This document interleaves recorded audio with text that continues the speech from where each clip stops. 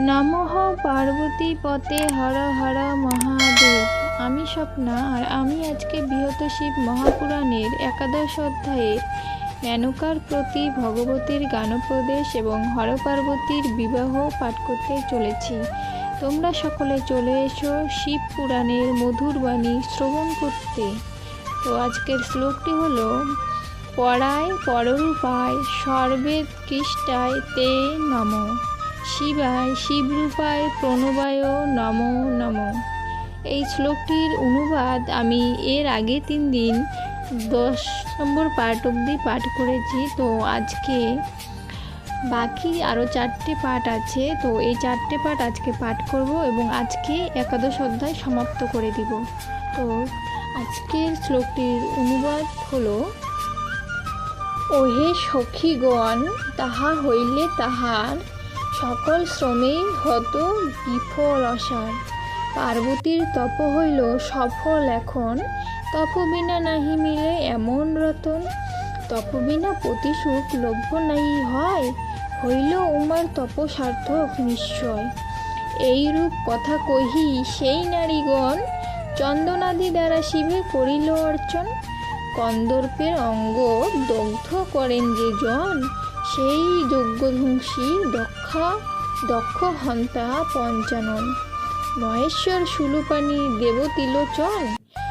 দেবতিলোচন, তোমার চরণ পদ্ম করিনু বন্দন। পার্বতীর প্রাণপ্রিয় তুমি যে শঙ্কর, তোমার চরণে মোরা নমি নিরন্তর। ভুজঙ্গ কুণ্ডল হার তব অলঙ্কার, আমরা সদাই তোমা করি নমস্কার।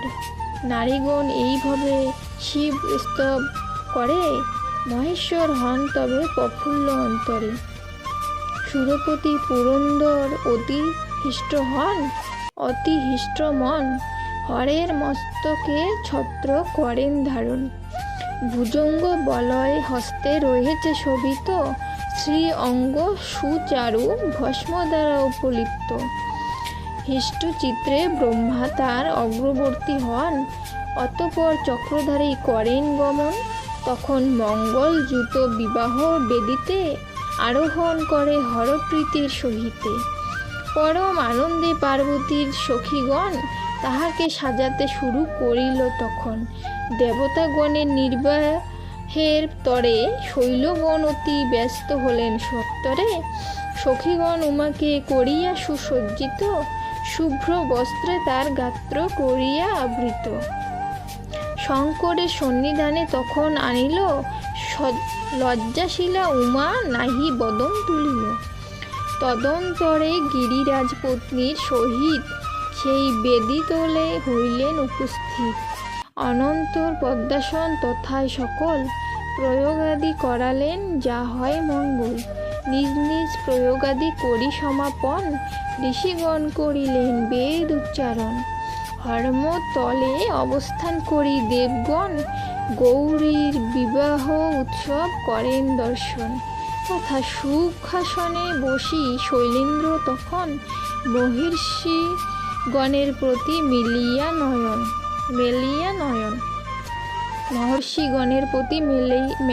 নয়ন। গীতাঞ্জলি পুটে হরে করি সম্বোধন। আপন ধর্মীয় বাক্য কহেন তখন, পুলহাগ্রজের পৌত্রী হয় মম পৌত্রী। কালী নাম ধরে পিতৃগণের দহিত্রী, আপনার হস্তে অদ্য করি সম্পাদন। ইহাকে আপনি তবে করুণ গ্রহণ।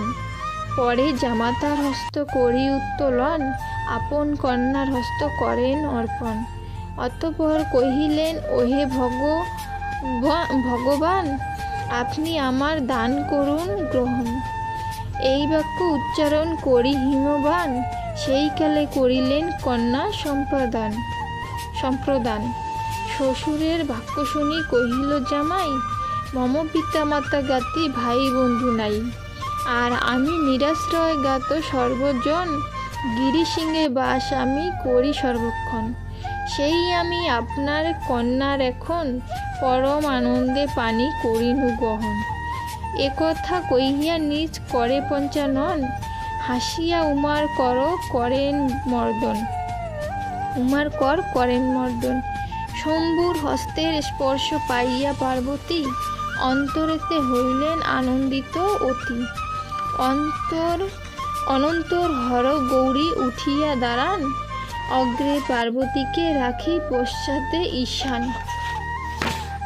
অগ্নিদেব প্রজ্বলিত রয় সম্মুখীতে, দ্রোহে শ্বেত লাজ হোম করেন তাহাতে। তদন্তরে ব্রহ্মাবর গিরিসুতা প্রতি, সুবিনয়ে কহিলেন শুনহ পার্বতী। শঙ্করের চন্দ্রসম প্রফুল্ল বদন, এইক্ষণে তুমি তারে করহ দর্শন। সূর্যের কিরণ তপ্ত বসুধা নিশ্চয়, বরিশনে যথা সুশীতল হয়। তেমনি অম্বিকা হরবদন দর্শনে সত্য সুখ অনুভব করিলেন মনে। অনন্তর উমাসহ হর গুণাধার, অগ্নি প্রদক্ষিণ করিলেন 3 বার। শৈলরাজ সুতা কহিলেন 3 বার, শৈলরাজ সুতা সেই উমার বদন, চন্দ্রকেও পরাজিত করিল তখন। তাহা দেখি সেই ব্রহ্মার মহ উপজিল, সেইক্ষণে রেতপাত তথায় হইল। সম্ভ্রম শঙ্কায় তিনি সেই শত্রু লইয়া, বালুকা মধ্যতে তরা রাখেন পুতিয়া। অকস্মাৎ সেই রেত হইতে তখন, তেজস্বী মহর্ষি বহু হইল সৃজন। 88 সহস্র তাদের সংখ্যা হয়, বালখিল্য নামে তারা পায় পরিচয়। অনন্তর বিবাহের কার্যাদি যা ছিল, বিনা বাধা বিঘ্নে তাহা সম্পন্ন হইল। পার্বতীর শনে শিব কাটায়ে বাসরে, রজনী প্রভাতে উঠিলেন হর্ষ ভরে। গিরি ও মেনকা হরে পূজি পুনরায়, অশ্রু নেত্রে সমাদরে দিলেন বিদায়। অনন্তর নিত্য গীত বাদ্য সহকারে, উমার সহিত শিব প্রফুল্ল অন্তরে। আপনার সহচর সহিত সত্তরে, আগমন করিলেন পর্বত মন্দরে। অনন্তর ব্রহ্মা বিষ্ণু দেব ঋষিগণে, যথাযোগ্য পূজা আদি আর সম্ভাষণে। বিদায় দিলেন ক্রমে ক্রমে সর্বজনে, সকলে গেলেন তবে নিজ নিজ স্থানে। অষ্টমূর্তি ভূতবর্গ সহিত তখন, মন্দর পর্বতে বাস করে পঞ্চানন। শিবের বিবাহ কথা পরম পবিত্র, পাঠ বা শ্রবণে শান্তির লোভ হয়ে নিশ্চিত। ভক্তদাস রচে গীত শ্রী শিব পুরাণ, ভক্তজন পাঠ করে শুনে পুণ্যবান। জ্ঞান সংহিতা 11 অধ্যায়ে মেনকার প্রতি ভগবতীর জ্ঞানোপদেশ এবং হরপার্বতীর বিবাহ কথন এখানেই সমাপ্ত হলো। আজকে 11 অধ্যায় সমাপ্ত হয়ে গেল। এর পরের দিন থেকে 12 অধ্যায় পাঠ করব। তো সকলে চেষ্টা করবেন যে আমি 4 দিন 4টে ভিডিও আপলোড করেছি ইউটিউবে স্বপ্নের ভ্রমর আইডিতে। 11 অধ্যায়ের 4 দিনের ভিডিওতে পুরো 11 অধ্যায়ের যতগুলো পাঠ আছে সব উল্লেখিত আছে এবং সবগুলোই আমি পাঠ করে আপলোড করেছি। তো সকলে চেষ্টা করবেন শিবপুরাণ পাঠ করার বা শিবপুরাণের এই মধুরবাণী শ্রবণ করতে হলে স্বপ্নের ভ্রমর আইডিকে লাইক সাবস্ক্রাইব করে পাশে থাকবেন। আর আজকে এখানেই সমাপ্ত করছি। সকলে ভালো থাকবেন। ধন্যবাদ।